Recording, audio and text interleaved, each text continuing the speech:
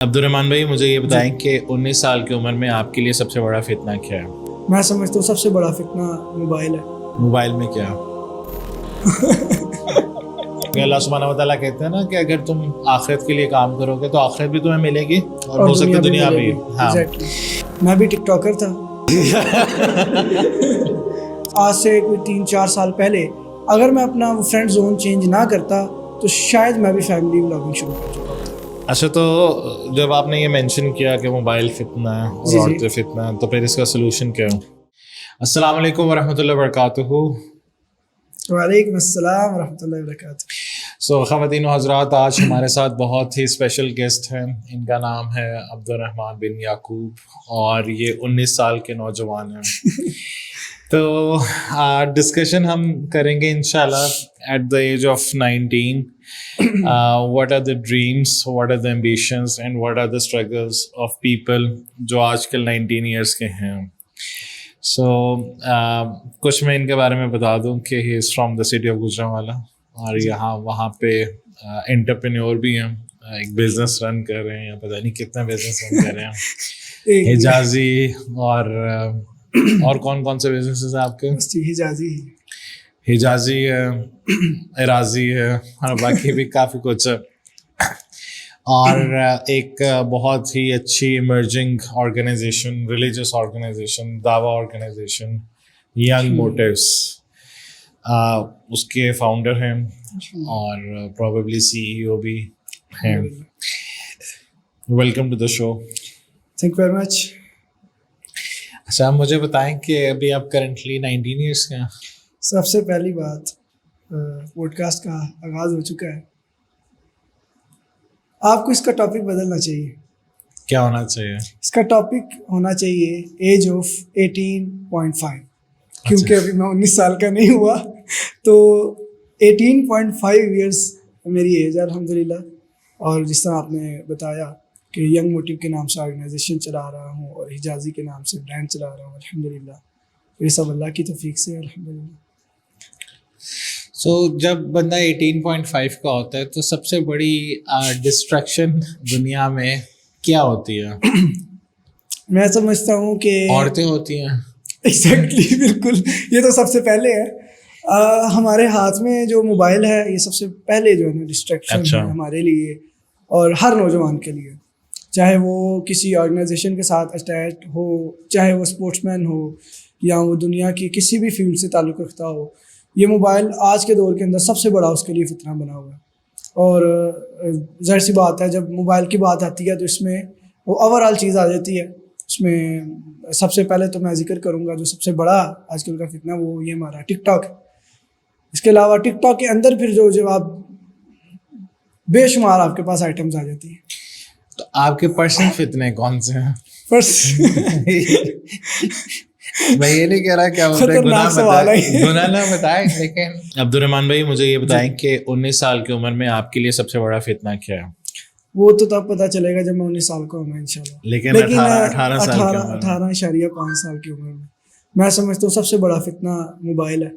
اور ایک عورت جو ہے، موبائل میں کیا؟ موبائل میں بہت سی چیزیں سب موبائل سب سے بڑا فتنہ ہے، اور کیا کیا آپ دیکھتے ہیں معاشرے کے اندر فیمیلز جو ہے آپ کے لیے بڑا فتنہ ہے۔ حدیث نبوی صلی اللہ علیہ وسلم بھی ہے کہ مرد کے لیے عورت کو فتنہ بنا کر بھیجا گیا ہے، یا کہہ لیں کہ فتنہ ہے، ٹھیک ہے۔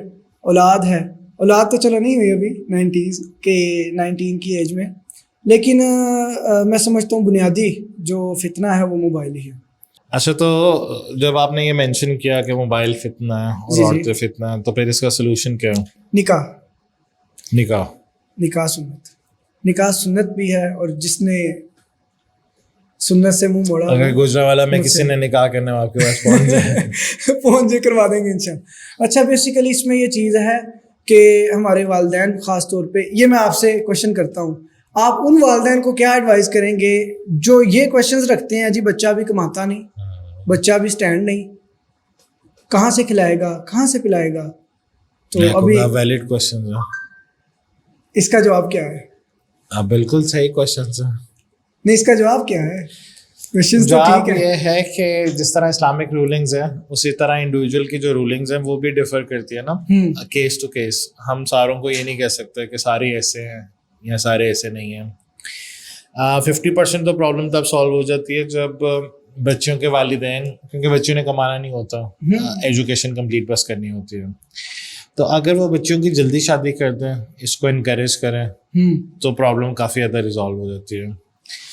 سیکنڈ, جو لڑکے ہیں میرا خیال ہے پیرنٹس کی تو شادی ہوئی ہوتی ہے تو انہیں پتہ نہیں ہوتا کہ یار کتنی زیادہ نیڈ ہے, ٹھیک ہے, کیونکہ وہ کیا ہوتے ہیں وہ ٹوٹلی ڈسکنیکٹ ہو گئے ہوتے ہیں نئی جنریشن سے, نہ ہی وہ یونیورسٹی جا رہے ہیں, انہیں ارج کا بھی نہیں پتا, پھر انہیں فیلنگس بھی بھول جاتی ہیں. جس طرح میرا کبھی کوئی سرجری ہوئی ہو تو آپ کو بس یہ پتا کہ یار پین ہوا تھا, لیکن ایگزیکٹلی کیا پین ہوا تھا آپ کو پتا نہیں ہوتا, یاد نہیں ہوتا. تو پیرنٹس بھی اسی طرح ہے کہ 20 سال گزر گئے تو اب کچھ یاد نہیں ہے کہ ایکچولی کون سی ایج تھی اور ہم کیسا فیل کرتے تھے. تو اب دونوں کے لیے پیس آف ایڈوائز یہ ہے کہ دیکھیں, اگر تو آپ ویلدی فیملی سے ہیں جس کو فائنینشلی سپورٹ کر سکتے ہیں تو آپ کریں, جی, اپنے بچوں کو بزنس کے اندر گھسائیں. لیکن ایٹ دا سیم ٹائم جو بچے ہیں اگر انہیں لگتا ہے کہ ان کے پیرنٹس کی افورڈیبلٹی نہیں ہوگی, یہ میرے صرف اوپینین ہے, کوئی وہ نہیں ہے, تو بچوں کو بھی یہ چاہیے کہ آج کل تو ارننگ کے بہت زیادہ ایوینیوز کھل گئے ہیں, یعنی کہ آن لائن بھی اتنا کچھ ہے. یہ میں نے اس دن بھی بات کی تھی کہ یہ ٹوٹلی ڈپینڈ کرتا ہے کہ کون سا بندہ کتنا رسپانسبل ہے.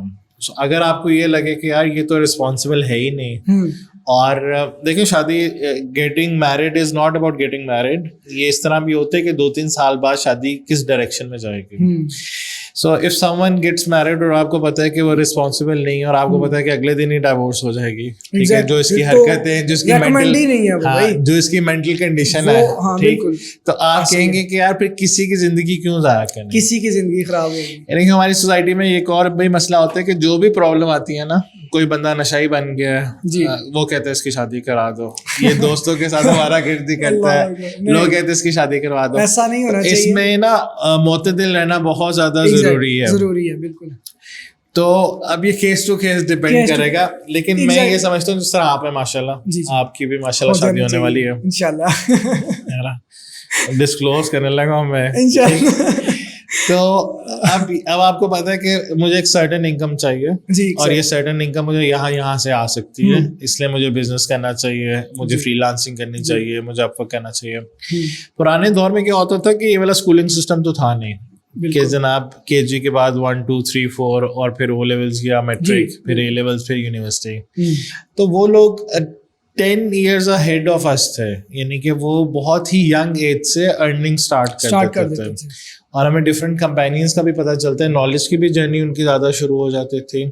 جس طرح اسامہ بن زید رضی اللہ تعالیٰ عنہ کے بارے میں کہ ہی واز ویری ینگ جب انہیں کمانڈر ان چیف بنا دیا ایک پوری آرمی کا. تو یہ اب ٹوٹلی آپ پہ ڈپینڈ کرتا ہے کہ جب پیرنٹس ریئلائز کریں. ہاں کچھ پیرنٹس یہ ہوتے ہیں جب یہ دیکھیں اسلام میں کنڈیشن کیا ہے کہ آپ بالغ ہو اور عاقل ہو, میرج کی عاقل ہونا ویسے ضروری ہے اس کو چلانے کے لیے, لیکن اگر یہ کنڈیشن آ جائے تو پھر age is just a number. کافی لوگوں کو یہ دیکھے کہ وہ ڈیلیڈ میرجز بہت زیادہ کرتے ہیں. 32 سال تو ہاں بالکل, 35 years 40 years 35 سال 40 سال, ہاں بالکل ایسی ہے. اور اس سال میں تو کئی بچے ہونے چاہیے بالکل, لیکن اس سال لوگ سوچ رہے ہوتے ہیں کہ اب شاید میں دیکھتا ہوں, لیکن ہم دیکھتے ہیں وہ لڑکی والی سائڈ سے بھی اور لڑکوں والی سائڈ سے بھی عمر بڑھ گئی ہوتی ہے, اچھے رشتے نہیں ملتے ہیں تو ڈیمانڈس بہت ہوتی ہیں.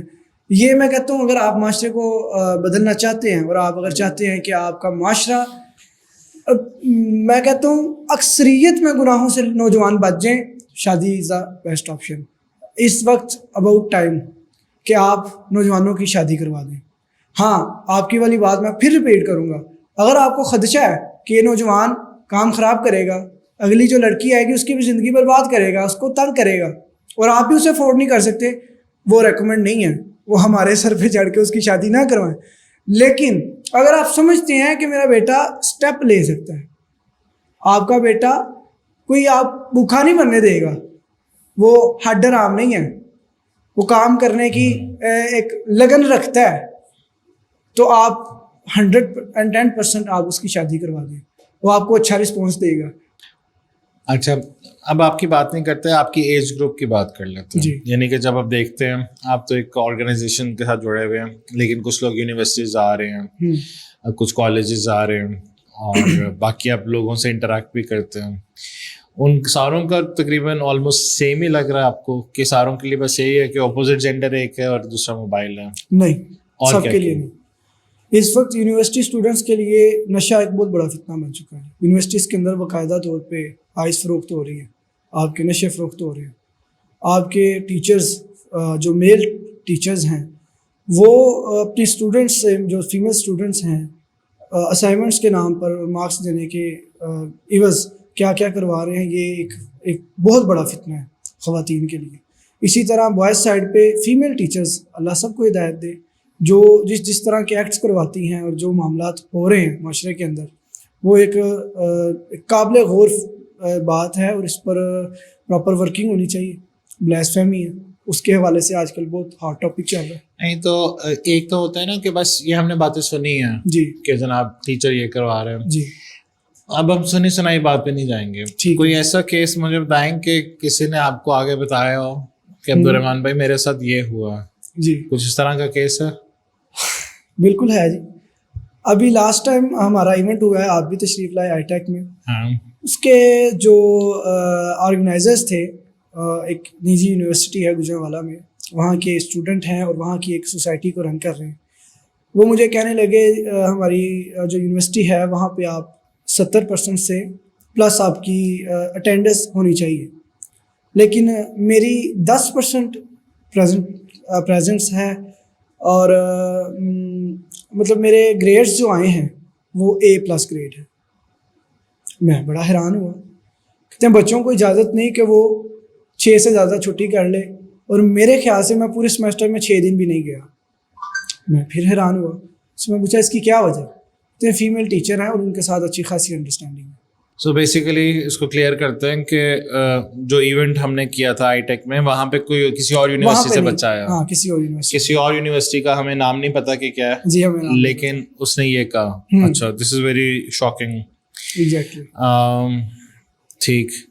اور اس میں زیادہ قصور کس کا ہے؟ گلوبلائزیشن کا ہے, موویز کا ہے, پیرنٹس کا ہے, بچوں کا اپنا قصور ہے, جو ٹک ٹاک کلچر ہے, اور جو نیٹ فلکس کلچر ہے, اور اس کے بعد نیٹ فلکس اینڈ چل ہے, یہ ساری جو چیزیں ہیں اس میں زیادہ بلیم ورتھی کون ہے؟ اس میں سب سے پہلے تو خود کو بلیم کروں گا, میں آپ کو بلیم کروں گا. ہم وہ کردار نہیں جو ہے نا دے سکے, ہم وہ ورکنگ نہیں کر, ہم آپ نے کہا ہم کام کر رہے ہیں, آپ کام نہیں کر رہے. اگر آپ کام کر رہے ہوتے تو اس طرح کے کیسز نہیں تھے آنے. بیسیکلی ایک تو اور میں کام کر رہے ہیں. ہاں آپ کے پاس کیس گزرا والا بھی ہے. ٹھیک. اچھا, لیکن لاہور میں کیسز لاہور میں آتے ہیں, لاہور میں زیادہ کیسز ہیں. اچھا بیسک اس میں جو بیسک میں جائیں تو ٹک ٹاک ہی نکلے گا.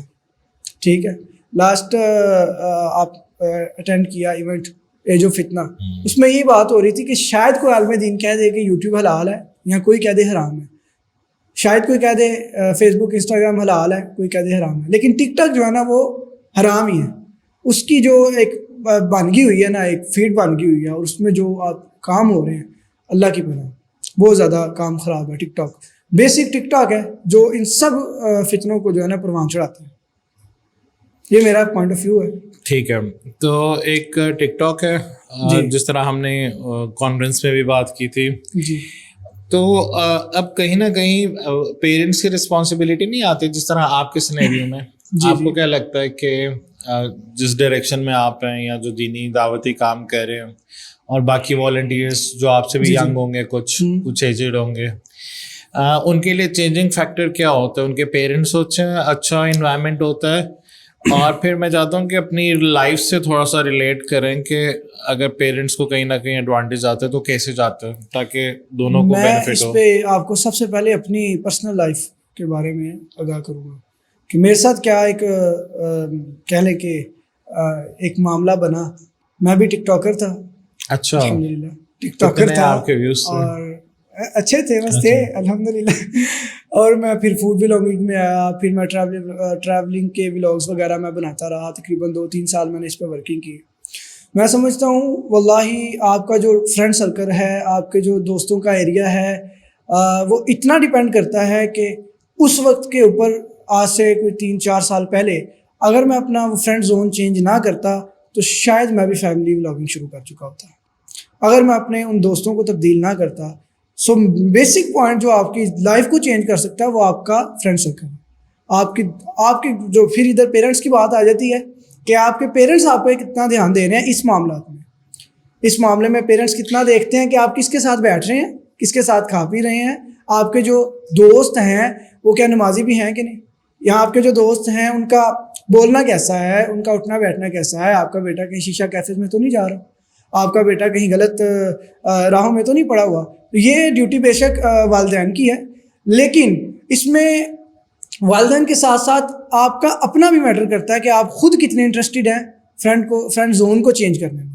یہ ڈیپینڈ کرتا ہے.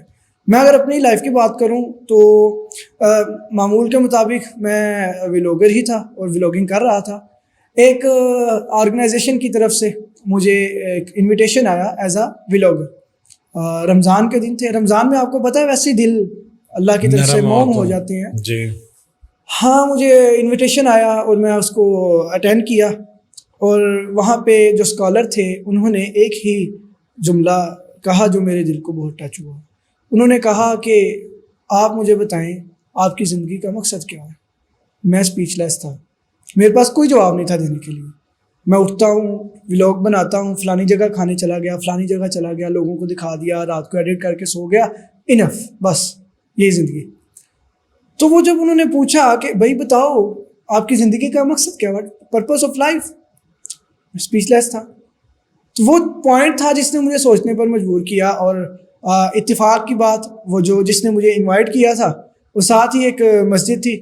انہوں نے کہا بھائی آج جو ہے نا آپ تراویح ہمارے پاس پڑھیں.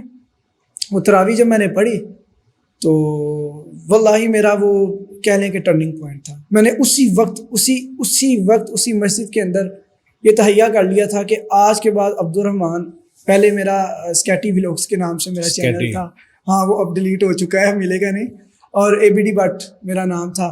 اسی دن سے اے بی ڈی بٹ سے عبد الرحمان بن یعقوب ہو گیا. میں نے اپنی لائف کو چینج کیا. وہ فرینڈ زون تھا. میں نے ان کو کہا کہ آپ مجھے اپنی اس ٹیم میں لے لیں، مجھے جوائن کرنا ہے. انہوں نے الحمدللہ ویلکم کہا اور ان کے ساتھ زندگی کا بہت عرصہ گزرا. 2-3 سال تک میں اس ٹیم میں رہا. انہوں نے میری تربیت کی، تفسیر کی کلاسز پڑھی، احادیث کی کلاسز میں نے وہاں پڑھی، اور میں نے کچھ سوشل میڈیا کا، گرافک ڈیزائننگ کا بھی میں نے کچھ سیکھا. بہت کچھ سیکھنے کو ملا. سو میں سمجھتا ہوں کہ جس سٹیج پہ میں اس وقت کھڑا تھا وہ رمضان نہ آتا اور وہ انویٹیشن نہ آتا تو واللہ میں فیملی ولاگنگ سٹارٹ کرنے کے قریب تھا. اچھا، جو آپ کی فیملی تھی جب آپ ولاگر تھے تب آپ کو کچھ کہتے تھے کہ یہ کرو یا نہ کرو، یا بس فیملی بس جو کرنا کرو؟ میرا فیملی بیک گراؤنڈ، میں اپنی فیملی میں سے پہلا مولوی ہوں بقول ان کے. میں اپنی فیملی کا پہلا مولوی ہوں اور الحمدللہ مولوی ود این ایٹیٹیوڈ. اور میری فیملی مجھے ولاگنگ زون میں بھی سپورٹ کرتی تھی اور اکثر گیجٹس بھی لا کر مجھے دیے فیملی نے کہ ماشاءاللہ بیٹا ولاگنگ کرتا ہے. اور جب میں اس فیلڈ میں آیا شروع میں تو بہت زیادہ آپ کہہ لیں کہ تانے اور باتیں وغیرہ فیملی کی طرف سے ہوئی. مثال کے طور پہ کیا ملتے ہیں تانے؟ آپ اپنی فیملی کو نہیں لیکن جنرلی لوگوں کو کیا؟ میں اپنی فیملی کا بتاتا ہوں. جی مولوی بن گیا جی، 900 چوہے کھا کے بلی حج میں چلی جی. ساری زندگی ولاگنگ ٹک ٹاک بناتے رہے. پھر ایون مجھے ابھی تک اگر کچھ معاملہ ہو جائے جی دیکھو تم پہلے تو یہ کرتے تھے، ٹک ٹاک بناتے تھے، دیکھو تمہاری ٹک ٹاک. تو یہ ایک جرنل چیز ہے فیملی کو اس حوالے سے. یہ تو جب بندہ کوئی اسپرچل جرنی میں نکلا تو اس کو تانے سننے کو ملتے ہیں، جرنل چیز ہے. آپ دیکھیں میں کہاں ہوں، یہ میں بالکل خاک ہوں خاک. ہمارے نبی صلی اللہ علیہ وسلم کو کیا کیا تانا نہیں ملا، صحابہ کرام کو کیا کیا اذیتیں نہیں پہنچائیں. ہم تو خاک کے برابر بھی نہیں. یہ تانے تو کچھ بھی نہیں ہیں. وہ جو مصیبتیں تھیں اس کے مقابلے میں یہ تانے تو کوئی چیز ہی نہیں. سو یہ چیز تو اگر کوئی اپنے آپ کو چینج کرنا چاہتا ہے، آپ کی اس پوڈ کاسٹ کے توسط سے میں بتاتا ہوں، اگر کوئی چاہتا ہے کہ میں اپنے آپ کو چینج کروں، وہ اپنے ذہنی طور پر تیار رہے، اپنے ذہن کو سمجھا لے کہ یہ رستہ جو ہے یہ آسان رستہ نہیں ہے، یہ کانٹوں پر چلنے والا رستہ ہے. اس میں آپ کو مشکلات بھی آئیں گی، لوگوں کے تانے سننے کو ملیں گے، آپ کو اپنے گھر والوں کے تانے سننے کو ملیں گے، آپ کو دوستوں کے تانے سننے کو ملیں گے. جرنی جو ہے وہ ناٹ ایزی. اچھا ایک تو آپ نے یہ بتایا نا کہ کمپینین شپ چینج کرو اس سے فائدہ ہوتا ہے. جی جی. اگر کوئی چینج کی جرنی میں اور کیا کیا چیزیں کرے گا تو فائدہ ہوگا اس سے؟ سب سے پہلا جو کام وہ کرے وہ قرآن سے دل لگائیں, قرآن کی تفسیر پڑھیں.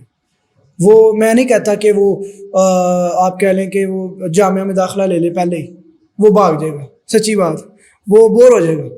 آپ ویکلی کلاسز کوئی ہو رہی ہیں نا, آپ ان کو جوائن کرو. اگر آپ کے پاس کوئی ایسا ایریا جہاں پہ حدیث کی کلاسز ہو رہی ہیں, آپ اس سے جوائن کریں. جب آپ اپنا سرکل اس طرح بنا لیں گے, ماحول آپ کو وہ ملے گا, آپ جائیں گے وہاں گفتگو ہو رہی ہوگی قرآن اور حدیث کی, گفتگو ہو رہی ہوگی صحابہ کی, نبی صلی اللہ علیہ وسلم کی, انبیاء کی. تو جب آپ کا یہ ماحول رہے گا 12 گھنٹے, امید نہیں یقین ہے انشاءاللہ آپ کا دل بدلے گا. باقی گناہ جو ہیں وہ تو کلو بنی آدم خطا ہوں. بالکل. اچھا تو ایک تو یعنی کہ جو علم حاصل کرنا ہے وہ بھی اتنا ہی امپورٹنٹ ہے جتنا امپورٹنٹ کمپینین شپ ہے. کیونکہ دوست تو ہو سکتے ہیں آج ہوں کل نہ ہوں, انوائرمنٹ چینج ہو جائے, لیکن قرآن کے ساتھ جو علم ہے اور جو تعلق ہے وہ بندے کو اینکر پرووائڈ کرتا ہے یا ایک ڈائریکشن پرووائڈ کرتا ہے. فرقان ایک ٹائٹل ہے نا قرآن کا, اس کا مطلب ہے کہ صحیح اور غلط کی پہچان دیتا ہے. اس سے آپ کو پتہ چل جاتا ہے کہ یہ چیز صحیح ہو رہی ہے, یہ چیز غلط ہو رہی ہے. کچھ ایسے لوگ بھی ہو سکتے ہیں پروبیبلی جو جس اسٹیج سے آپ گزر گئے ہو وہ اس اسٹیج سے گزر رہے ہوں. اچھا, اس طرح کے بھی کافی لوگ ہو سکتے ہیں. جی. تو میرا تو جیسا میں اپنا پرسنل ایکسپیرینس شیئر کروں تو اللہ کا لاکھ لاکھ شکر ہے مجھے اس طرح کا کوئی بیک کلاش نہیں آیا کبھی بھی گھر کی طرف سے. یہ تو اچھی بات ہے نا. مجھے بس یہ آیا تھا کہ جب شروع میں نے بی ایڈ رکھی تو تب تھا کہ جس طرح ایک ٹپیکل ہے نا کہ شادی کرنے کے بعد رکھ لینا, یا وہ بھی کوئی زیادہ نہیں آیا. لیکن جب اس طرح کے سرکمسٹانسز ہوتے ہیں اور اس کے بعد آپ کی فیملی یہ بھی دیکھتی ہے کہ اب یہ اسٹیبل رہا, کنسسٹنٹ رہا, اور اس کے ثمرات دیکھتی ہے, کیونکہ اللہ سبحانہ و تعالیٰ کہتے ہیں نا کہ اگر تم آخرت کے لیے کام کرو گے تو آخرت بھی تمہیں ملے گی اور ہو سکتا ہے دنیا بھی. ہاں, تو اب وہ پھر دیکھتے ہیں وہ دنیا بھی کسی ملٹیپل طریقوں سے مل سکتی ہے. کئی دفعہ گیسٹ آف آنر آپ کسی جگہ پر آتے ہیں, کسی یونیورسٹی میں ٹاک ہوتی ہے, یا آپ ایسے بندے کے ساتھ ان ٹچ ہو جاتے ہیں جس کو نارملی لوگ اپروچ نہیں کر سکتے. تو اس سے کچھ وہ انسپائرڈ ہوتے ہیں کہ ہاں ٹھیک ہے کام تو کر رہے ہیں لیکن دیکھو امپیکٹ بھی تو کریٹ کر رہے ہیں. اچھا, جب دنیا کی کوئی بات کرتا ہے نا تو یہ چیزیں ہمارے لیے معنی رکھتی ہیں کہ چیف آف گیسٹ ایوارڈ مل گیا ہے, یہاں آپ نے ڈاکٹر ذاکر نائک صاحب سے مل لیا ہے, یہاں آپ نے راجہ ضیاء بھائی کے ساتھ, یہاں بڑے سیلیبریٹیز آتے ہیں اور آپ نے ان سے یہ ان کے لیے میٹر نہیں کرتی. وہ کہتی ہیں کما کیا رہے ہو. اچھا, کما کیا رہے ہو, گھر کیا دے رہے ہو. یہ میں اپنی فیملی کی بات نہیں کر رہا, مطلب جو زیادہ تر ہیں وہ یہی سوچتے ہیں, کیونکہ میری ٹیم کے اندر کافی بھائی اور کافی سسٹرز ان کے ساتھ یہ معاملات پیش ہوئے ہیں کہ گھر کی طرف سے یہ پریشر ہوتا ہے کہ بیٹا جہاں تم یہاں وقت ضائع کر رہے ہو اس کی جگہ تم کوئی ہنر سیکھ لو, گھر کوئی پیسے تو آئیں گے نا. اور یہ آپ جو گجرانوالہ میں یا جو آپ کی آرگنائزیشن ہے زیادہ تر ساروں میں یہی ہے. اور اس کے اگر آلٹرنیٹیو ماڈل دیکھا جائے تو کچھ ایسے لوگ ہونے چاہیے جو دینی آرگنائزیشنز کو سپورٹ کریں. ٹھیک, اور جب وہ سپورٹ کریں گے تو آپ بھی لوگوں کو سیلریز پہ رکھ سکتے ہو. تو پھر دونوں چیزیں ہو سکتی ہیں. میں اس سے بڑھ کر میں تو دعا کرتا ہوں بعض لوگوں کے لیے کہ اللہ اس فلانے بندے کو میری ٹیم میں شامل فرما, تاکہ جیسے نبی صلی اللہ علیہ وسلم نے دعا کی تھی کہ اللہ عمر فاروق رضی اللہ تعالیٰ عنہ اور ابو سفیان رضی اللہ تعالیٰ عنہ, ان دو کے بارے میں خواہش ظاہر کی, دعا کی کہ ان کو میری ٹیم کا حصہ بنا, ان کو میرے قافلے کے ساتھ جوڑ دے, ان کو مسلمان بنا دے. اس کی کیا وجہ تھی؟ پاور آ جائے گی فائنینشلی بھی اور ورتھلی بھی. ٹھیک ہے, اب نبی صلی اللہ علیہ وسلم کے ساتھ جس دن عمر فاروق رضی اللہ تعالیٰ عنہ مل گئے, اسلام قبول کر لیا, اسی دن اللہ تعالیٰ نے کیا دکھا دیا نبی صلی اللہ علیہ وسلم کو کہ عمر فاروق رضی اللہ تعالیٰ عنہ کہہ رہے ہیں کہ آج ہم کعبے میں نماز پڑھیں گے اوپنلی, میں دیکھتا ہوں کون سا سردار آتا ہے اور ہمیں روکتا ہے. دس پاور وی نیڈ, یہ وہ پاور ہے جس کی ہمیں ضرورت ہے. آج جو مخیر حضرات ہیں اگر وہ ہمیں سپورٹ نہیں کرتے, ہم زیادہ سے زیادہ کتنی دیر کر لیں گے, یہ ختم ہو جائے گا سلسلہ. اور اگر وہ لوگ سپورٹ کرتے رہے پھر چانسز ہیں کہ ہم دین کا کام زیادہ سے زیادہ کر سکیں گے. اور اس میں جس طرح آپ نے بتایا کہ مستقل مزاجی کبھی بھی والنٹیئرس کے ساتھ نہیں آتی. ایک آرگنائزیشن کے اندر، ایک ٹیم کے اندر مستقل مزاجی ہمیشہ پیڈ ورکرز کے ساتھ آتی ہے. یہ تو پوری دنیا کا نظام ہے. والنٹیئرز، میں بھی والنٹیئر رہا ہوں، 1 ماہ کر لیا، 2 ماہ کر لیا، اس کے بعد شیطان آیا اور اپنی جو ہے ایک پوری تھیوری اس کے پیش کر دی. بھائی تجھے کیا ملتا ہے ادھر سے؟ تو آتا ہے، روز ٹائم دے رہا ہے، اپنی اسکل دے رہا ہے، اس سے اچھا فلانی جگہ تجھے نوکری مل جائے گی. وہ چیزیں ہیں جو ایک مائنڈ چینج کر دیتی ہیں. تو بجائے اس کے کہ ہم جو ہے باہر سے بھی تو کام کروانا ہے، انہوں نے باہر کہیں جانا ہے، تو ہم اسی ٹیم کو پیڈ رکھیں، اسی ٹیم کو ہم سپورٹ کریں، وہ ہمیں سپورٹ کریں. تو اس طرح ادارے پھر چل سکتے ہیں. میرا خیال ہے لوگوں کو نا یہ بات سمجھنی چاہیے، کیونکہ میں اکثر پیرنٹس سے بھی کہتا ہوں کہ دیکھیں اگر آپ نے میتھس یا انگلش کا ٹیوٹر لگوانا ہو تو آپ کتنا زیادہ پیسے دینے کے لیے تیار ہوتے ہیں. لیکن اگر آپ نے وہی قرآن ٹیچر کو لگوانا ہو تو آپ کہتے ہیں کہ بس یہ بیر منیمم آنا چاہیے، 5,000 ہونا چاہیے. سر جی لوگ میں پرسنلی آپ کو بتاتا ہوں، مجھے ڈائریکٹ لوگوں نے آ کے کہا ہوا ہے جی آپ ایونٹس کی یہ فیسز رکھتے ہیں، آپ یہ ناظرہ قرآن پڑھا رہے ہیں، آپ تفسیر، آپ یہ فیس رکھتے ہیں، آپ دین کو بیچ رہے ہو، آپ دین سے کما رہے ہو. نعوذ باللہ من ذالک. ان لوگوں کی عقل کا اتنا سمجھ لیں کہ اب بندہ کیا الفاظ یوز کرے کہ آپ کو دنیا کے اندر آپ بچوں کی لاکھوں فیسز دے رہے ہیں، آپ انہیں یونیفارمز دے رہے ہیں، آپ انہیں کتابیں اور بڑا بھاری برکم بیگ اٹھوا کر بھیج رہے ہیں، آپ نے گاڑیاں ان کے لیے لگوائی ہوئی ہیں، رکشے لگوائے ہوئے ہیں جو بچوں کو پراپر ٹائم اسکول لے کر جا رہے ہیں، کالجز میں لے کر جا رہے ہیں، لے کر آ رہے ہیں، یونیورسٹی جا رہے ہیں. لیکن جب بات آتی ہے کہ دا ون آف بیسٹ بک دا قرآن مجید، وہاں پر ہم کہتے ہیں جی یہ فری ہونا چاہیے. وائی؟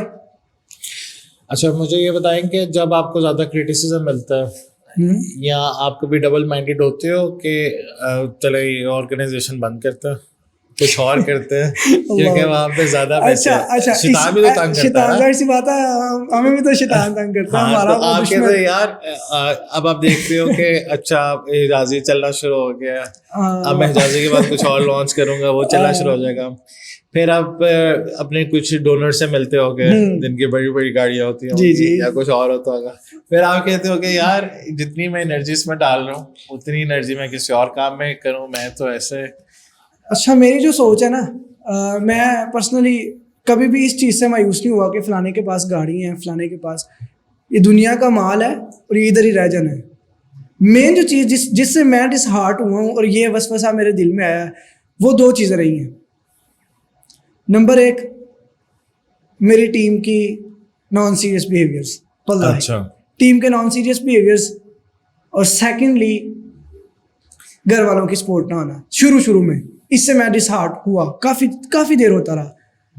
لیکن یہ اتنا زیادہ آپ کو ڈس ہارٹ کرتی ہے یہ چیز، پھر فائنینشیل بھی کہیں نہ کہیں آ جاتا ہے اور لازمی آتا ہے کہ میں سوچتا ہوں کہ بھائی مجھے کیا مل رہا ہے، میں کیوں لگا ہوں، میں دن رات ایک کر رہا ہوں، سیمینارز ہو رہے ہیں، پوڈ کاسٹ ہو رہی ہیں، میں وہاں جا رہا ہوں، اسکولز میں جا رہے ہیں، یونیورسٹیز کالجز میں جا رہے ہیں، وہی مجھے کیا مل رہا ہے.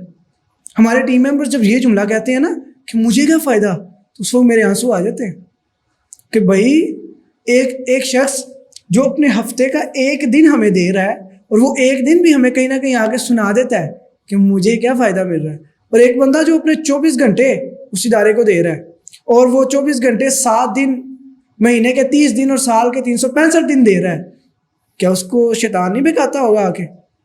بہرحال یہ میری ٹیم کے لیے بھی میسیج ہے، دیکھ رہے ہوں گے لازمی یہ پوڈکاسٹ. اس پہ اگر جس طرح آپ یہ کرتے ہو پھر آپ کو یہ بھی کمنٹس ملتے ہیں.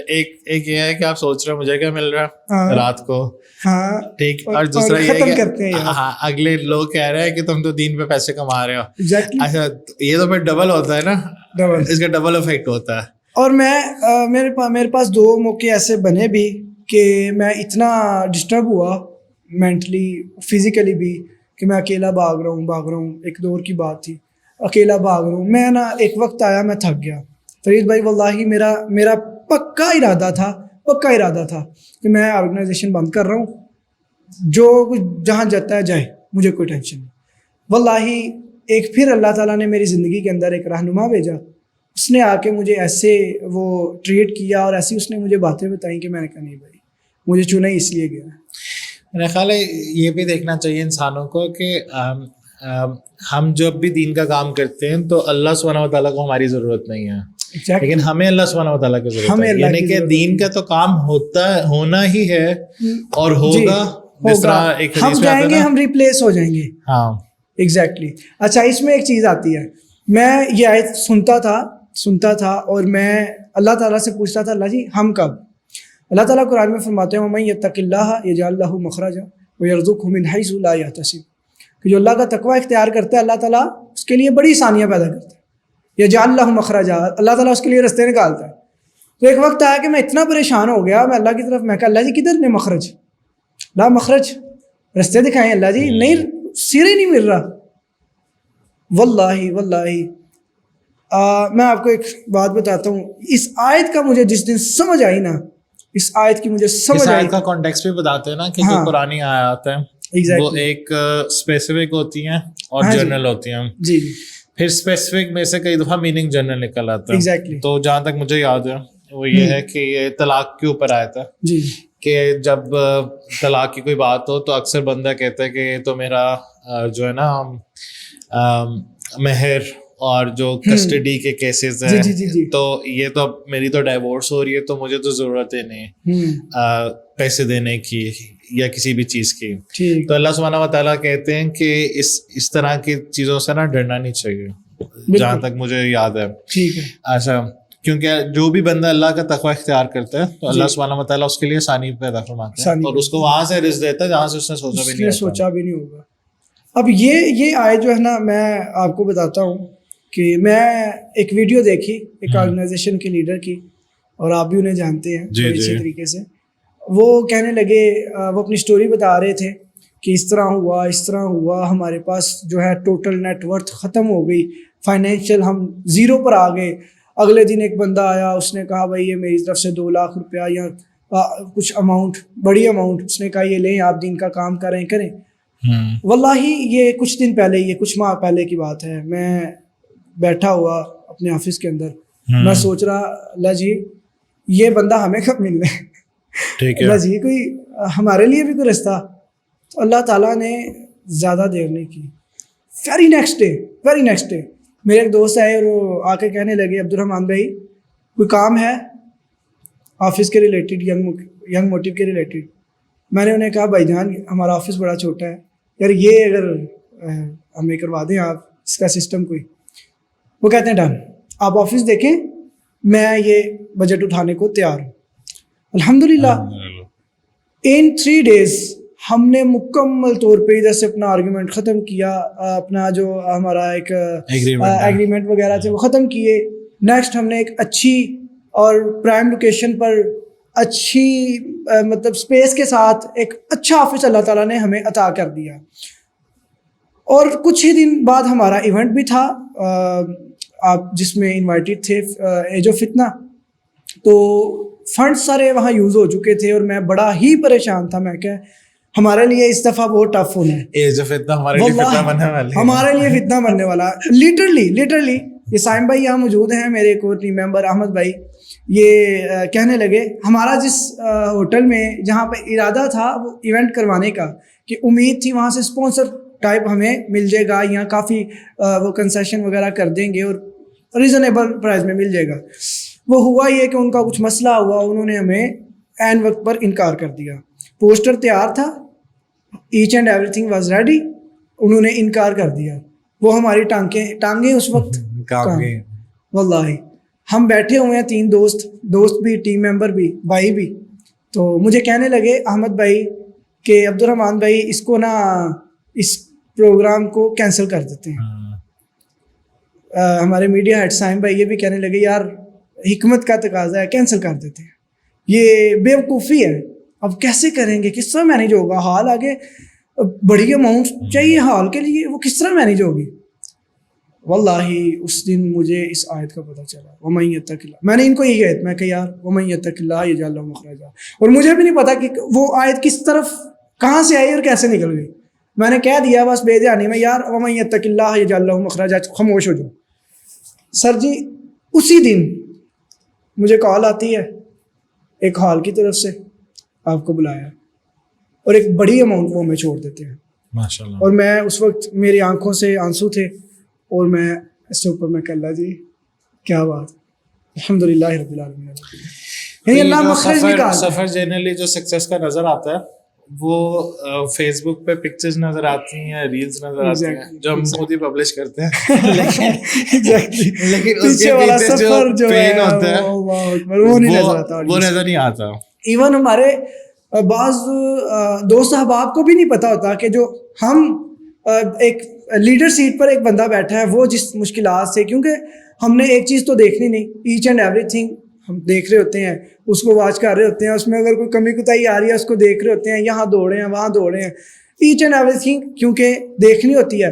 تو چونکہ وہ جو ہمارے دوست احباب ہوتے ہیں وہ ایک سلیکٹڈ ڈپارٹمنٹ سے تعلق رکھتے ہیں, وہ سمجھتے ہیں شاید جتنا میں کر رہا ہوں شاید یہ بھی اتنا ہی کر رہے ہیں, اور فیس بک پہ پکچرز, اور شیطان ماشاءاللہ اپنا رول یہاں پلے کرتا ہے, ہماری ٹیم کو اس چیز سے ٹارگٹ کرتا ہے, دیکھو جی محنت آپ نے بھی کی ہے, اور پوسٹر پر تصویر CEO صاحب کی لگی ہے, اور ویڈیوز جو ہیں ان کی بن رہی ہے, اسٹیج پہ وہ جا رہے ہیں. یہ چیزیں ہوتی ہیں جہاں سے شیطان آپ کی ٹیم کو بہکاتا ہے, اور جو تقوی والا ہوتا ہے جس کے اندر اخلاص ہوتا ہے واللہ وہ بہکتا نہیں ہے, وہ اس چیز میں شیطان کو شکست دیتا ہے کہ نو, ہم اپنے ذہنوں کے اندر اپنے دماغ کے اندر یہ چیز کبھی بھی نہیں لا سکتے.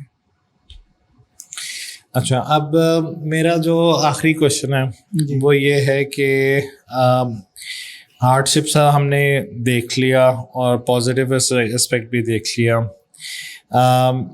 آپ کا جنرل کیا طریقہ ہوتا ہے جب آپ بہت زیادہ غمگین ہوتے ہیں, اس کو کیسے مینیج کرتے ہیں؟ اور جو میں نے انیشلی آپ سے کوشچن پوچھا تھا کہ جب بہت زیادہ رسپانسبلٹیز ہوتی ہیں تو بندہ بہت زیادہ کرینکی ہو جاتا ہے, ٹھیک ہے, اور روڈ کے پڑتا ہے, روڈ ہو جاتا ہے. تو آپ نے یہ ریئلائز کیا ہے کہ اب آپ بھی بہت زیادہ روڈ ہو گئے ہیں پہلے کی بنسبت, یا آپ کو لگتا ہے کہ نہیں, یا آپ ریئلائز کرتے ہیں کہ ہاں یہ میرے میں ایک شفٹ آ رہا ہے, اس کو کیسے بیلنس کرتا ہے یا کم کیسے کرتا ہے؟ اچھا, اس میں سب سے پہلے تو روڈ آپ کہتے کسے, ایک کام ہے میں بتاتا ہوں, مینجمنٹ ہے. یعنی کہ آپ روڈنیس کی ڈیفینیشن کو چینج کر دیتے ہیں؟ میں نہیں, روڈنیس کی ڈیفینیشن وہی رہے گی. یہ دیکھیں ایک صحیح کام کے اندر گائیڈ کرنا, تھوڑا سا اس میں لہجہ سخت ہوتا ہے لیکن وہ کام بہتری کے لیے ہوتا ہے. مثال کے طور پہ اگر ہمارا کوئی ٹیم ممبر وہ مس مینجمنٹ کرتا ہے, ہم اسے پیار سے تو نہیں کہیں گے, ایک دفعہ پیار سے کہہ لیں میرے بھائی جان یہ ذرا احتیاط کیجیے, پیاری بہن یہ ذرا احتیاط. لیکن جب مس مینجمنٹ بڑھتی ہے اس میں پھر ادارہ بھی خطرے میں آتا ہے اور اسلام بھی خطرے میں آتا ہے. کیوں؟ ہم اسلام کو ریپرزینٹ کر رہے ہیں. اس موقع پر ڈانٹنا ہمارا فرض ہے, ایک لیڈر کی حیثیت سے اس وقت ڈانٹنا فرض ہے کہ آپ, لیکن آپ کبھی ریئلائز کرتے ہو کہ یار یہ میں نے نا باؤنڈری تھوڑی سی کراس کر دی ہے, اتنا سے ڈانٹ ہوتا ہے, ایسا اکثر ہوتا ہے, بعد میں پھر میں معذرت کر لیتا ہوں.